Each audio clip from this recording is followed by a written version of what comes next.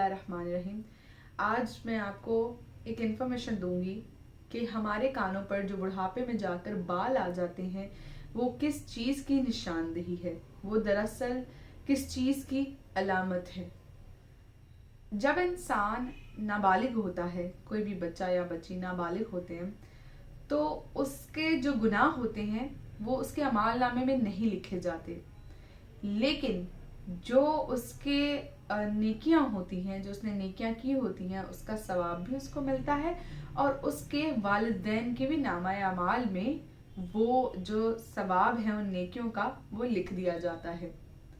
फिर जब एक इंसान बालिग हो जाता है तो अल्लाह पाक फरिश्ते को हुक्म देता है कि इसके गुनाह भी लिखो और इसकी नेकियां भी लिखो, ताकि इसको ताकत बख्शी जाए, इसे कुव्वत बख्शी जाए। फिर जब वो इंसान 40 साल की उम्र में पहुंचता है तो अल्लाह पाक उसकी जो अकल है वो मुकम्मल कर देता है और उसकी हिफाजत शरीर शयातीनों से भी करता है। और एक फरिश्ता उसके पास अल्लाह ताला भेजता है जो अल्लाह के हुक्म से उस इंसान के पास जाता है और उस तक ये पैगाम लेके जाता है अल्लाह का कि अब तुम्हारा सफ़र ख़त्म होने वाला है। उसके बाद जब वो शख्स 50 साल की उम्र में पहुंचता है तो अल्लाह पाक उसका जो अमाल नामा है, जो उसके साथ जो मामलात है वो हल्के कर देता है। फिर जब वो इंसान 60 साल की उम्र में पहुंचता है तो उसे अल्लाह ताला हिदायत के रास्ते पे चला देता है, उसे अल्लाह ताला अपनी तरफ रुजू कर लेता है ताकि वो अपने अमाल बेहतर कर सके।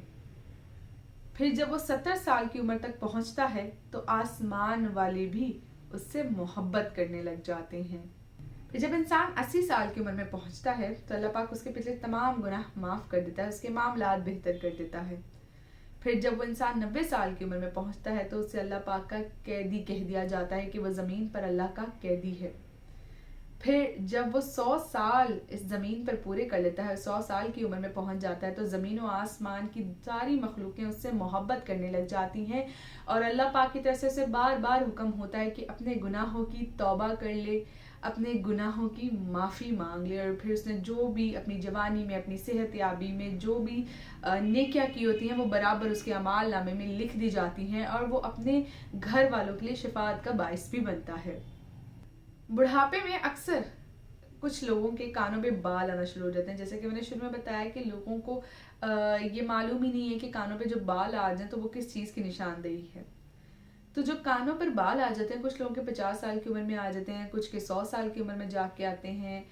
तो जैसे जैसे बूढ़े होते जाते हैं तो कानों पर बाल आना शुरू हो जाते हैं। कहा जाता है कि अगर इस्लाम की हालत में किसी के कानों पर बाल आना शुरू हो जाए तो ये इस चीज़ की निशानदेही है कि उसका खात्मा ईमान पर होगा और ये रिज़्क में बरकत की अलामत है।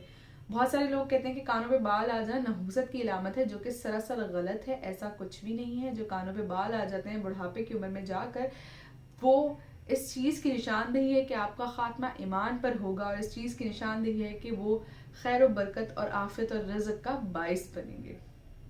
अल्लाह पाक हम सब को सही मालूमात हासिल करने की तौफीक अता फरमाए। आमीन सुमा आमीन।